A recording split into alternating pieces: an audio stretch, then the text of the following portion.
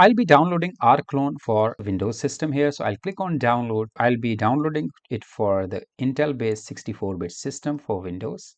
This is the file. Extract this here. So I'll be simply copying this. In dev, I'll be using this over here, Rclone. So this is the folder where Rclone is stored right now. If you see here, inside this, Rclone is there. I can directly run this in the CMD. In Windows system, I can of course use the command prompt to run the command. So I'll be using rclone space config. And this will tell us to create the new configuration. If the configuration is already there, it will load that configuration. Otherwise, it will tell you to create the new configuration. Now, if I press N to create the new configuration, it will tell me to write the name.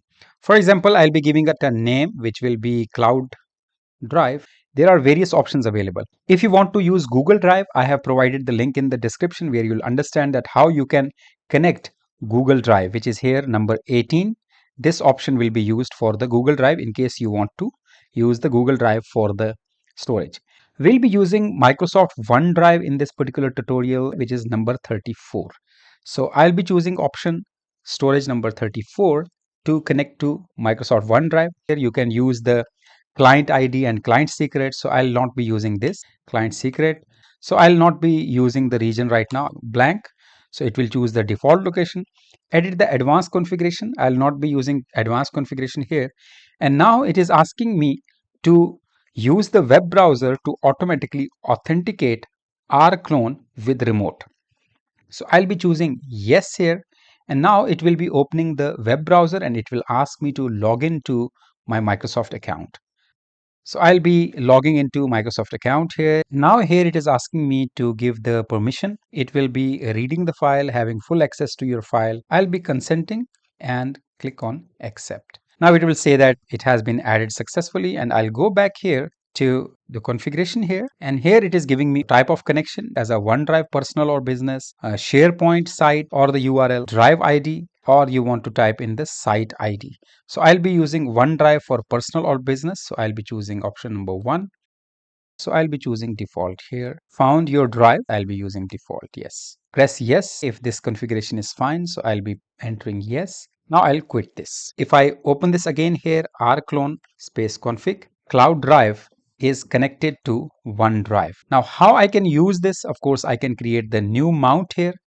I'll be using rclone lsd cloud drive, a name of the cloud storage that I created. Enter. It will load all the files which are available on my OneDrive. And you will see all the commands which are available here: rclone, move, mount, mkdir. You can use various options here: copy, config, and so on. You can now of course use various commands here. Initially you will do this configuration, so using rclone config. So here you can use rclone mount and rclone VFS refresh. These are all the extensions, all the options that are available. I can now of course mount OneDrive with a local folder also here. Rclone mount is also one of the commands. First of all, I'll see rclone space config. You can see here that the name of rclone configuration is cloud drive. The type is OneDrive. So I'll quit this and I'll be using rclone space mount, and mount name here is cloud drive with colon, and then where you want to mount this. If you see here, I created one folder in data called OneDrive. I can mount it over here. I'll just go here to OneDrive, and here I'll be using C colon data OneDrive. I can use VFS and all of that. First of all, let me try. Failed to mount VFS cache mode. Writes or full is recommended. So I'll be changing it and I'll be using VFS-cache mode writes, and then I'll be pressing enter here. Here I'll be using OneDrive / Amjad. It needs WinFSP to mount the storage. So if I go here to WinFSP, so I'll download WinFSP here. Core will be installing it here. We'll try it now. And now if I go back here, so here it is OneDrive. If I go here, file, properties. So complete OneDrive right now is mounted over here. And if I go back here and I stop the service here, Control C, and the service has stopped. Here you can see here that there is no mount folder inside OneDrive. And if I run that command again here, and now you will see that it will start creating the folder over here. and that is in fact mount folder directly coming from OneDrive. And so this is how you can of course connect to various cloud storage options here.